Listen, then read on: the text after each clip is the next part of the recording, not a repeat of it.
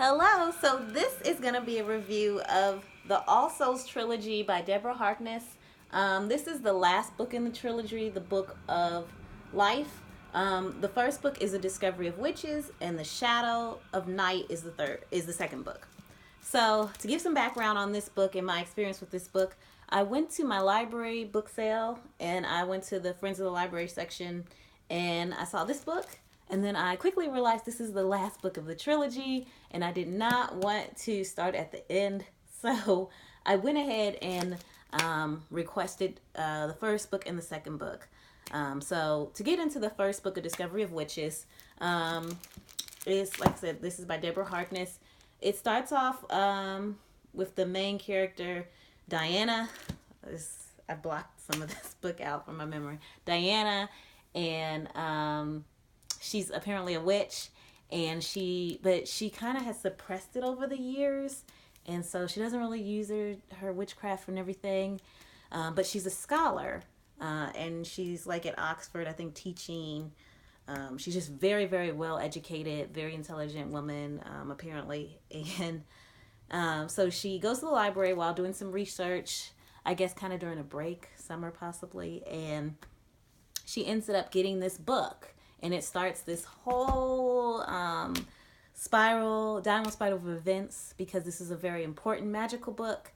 And apparently there are creatures in this society, in our society, vampires, there are demons, there are, and of course witches, and a host of other things going on, and humans. And humans are kind of not really aware that all this is going on, or kind of in denial, don't really talk about it. And so these other creatures, all except humans, kind of get wind of her opening this book that no one has ever been able to touch or experience. And so that sends us on this journey. And one of the people, or one of the creatures that discovers her with this book and kind of gets an interest in her, is Matthew. And he's a vampire. And the books kind of go into this spiral of adventures with Matthew and Diana and how their interactions unfold. And it was just a mess. It was just, the first book I actually really enjoyed, A Discovery of Witches. I couldn't quite get the fact that this woman in her 30s, this scholar, had really suppressed her magic for so long. She lived in a magical family, a very important, prominent magical family, but still she just kind of tried to fit in.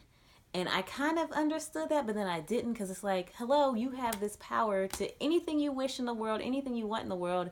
And the reasoning behind why she was suppressed so much didn't really gel with me. I couldn't really believe that this woman would just suppress her power, so much power. Some of it was her, I don't want to give too much away. Some of it was not her doing.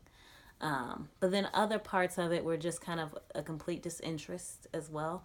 So that didn't quite jive with me. And it just, I think the other thing that bothered me, I'm a very visual person. And this book, this whole series goes a lot on smell. It was almost disturbing to me, because I'm not really big into, I use all my senses, but I'm not really big into the olfactory kind of thing where we're constantly talking about how people smell and how things smell. And it was off-putting for me, kind of turn off for me for the book. Everything was constant detail of how things smelled. And that was just strange for me. I don't know. It just bothered me. Some people are big in that, like my daughter. She won't even eat food until she smells it. But for me, I'm visual. I love when I have vivid, beautiful imagery descriptions. So, side note on that. Also, I wasn't too into the characters. Diana, to me, they kind of put her as this strong woman, but it just felt kind of superficial, and I felt like she wasn't that strong, especially as you see the relationship with her and Matthew unfold, the vampire. He had felt very controlling to me and just not likable. The relationships at time throughout the books kind of felt almost abusive to me. It was really uncomfortable. To give you kind of a background, for me, Matthew, the character, kind of felt like a cross between 50 Shades of Grey, the Grey character, and also Twilight. If you meld those together, it just didn't gel with me. But some people love Twilight and loved 50 Shades of Grey, and if that's your thing, then you probably will enjoy this. But for me, I don't know. In terms of what I would expect romantic fantasy to be, which this pretty much falls into that category of romantic fantasy, it wasn't really working for me.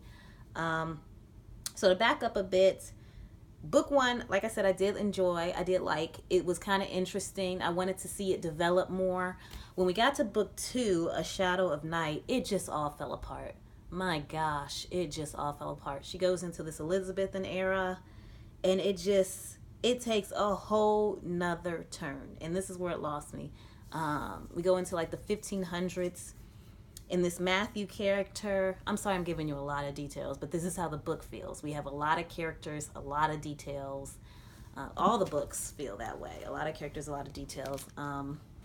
But again, the second book, we're in the Elizabethan era. We're in the 1500s, whatever. We're in history. And like I said, I don't know much about this, but I think the thing that also went wrong with her is she tried to connect this one character, one vampire, to every famous thing in history. And it became distracting to me because some of the things I knew and then some things I didn't. I had to keep looking up history reference. She had a lot of historical references, and some of it was interesting because it was like, what if this really happened? What if vampires and creatures were really connected to real events in history? But then it was also really ridiculously unbelievable for this one man to be connected to, even this one vampire who lived for centuries, to be connected to the Crusades all the way to World War II. It was exhausting. Like, oh, you're just besties with William Shakespeare and the Queen. Oh my gosh, we get to meet all these people. It was just like, we're losing track of the story. I just felt like we lost track of the story. She put all these characters in, and it was kind of like, became like for shock value, like historical value. Like, it just lost the story. Like, we lost this story about the witch coming into her power, coming into her own. To me, she weakened a lot as she got closer to this Matthew character, because again, the relationship that formed between them almost felt abusive to me. Domineering, controlling, dangerous men, just really off-putting for me. The idea of sucking blood as this romantic thing, I guess that's just the natural vampire way, but the way she described things, it just, long story short, it was off-putting for me, and I just didn't really like it. I didn't finish the third book. The second book was so boring for me that I couldn't read it. I had to listen to the audio book because I figured I kept falling asleep and I just couldn't get into it. So I figured if I listened to the audio version, it would be better. And I did make it through, but by the time I got to book 3, which I actually bought, I was just done. I listened to the audio version of book 3 also instead of reading it, but I didn't finish the audio version. I think I got to like chapter 32 of the third book, and I just stopped and discovered another book, Shadow and Bone, which I also did a review on. I hate to give this a bad review, especially since I love the first book so much.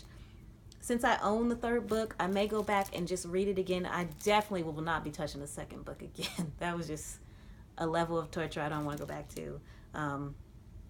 I've been reading like a lot of trilogies, and my goal last year was when I start a trilogy and start a book, I will finish it. But in this case, I decided for the sake of my sanity, if I don't like a book, I will put it back and go at another time. Maybe I'll be in a better position to enjoy that book more, or maybe I won't. But maybe down the road I'll finish this trilogy.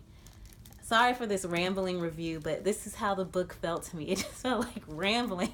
I'm sorry if you enjoyed it, but it just all was just, I was just lost. And I was so glad to find a new trilogy to get into, because this book was just a nightmare. God bless the lady who did the audiobook. She has won a lot of awards. She had to do at least 100 character voices. Amen to her. She had true talent. Even my daughter listened to a bit and she was like, wow. Disclaimer, the second book is a little risque, so if you're listening to the audio version, be careful if kids are around, because it is really intense and really strange. So long story short, that's my review. Thank you for watching. Feel free to subscribe, and I will see you next time. Bye.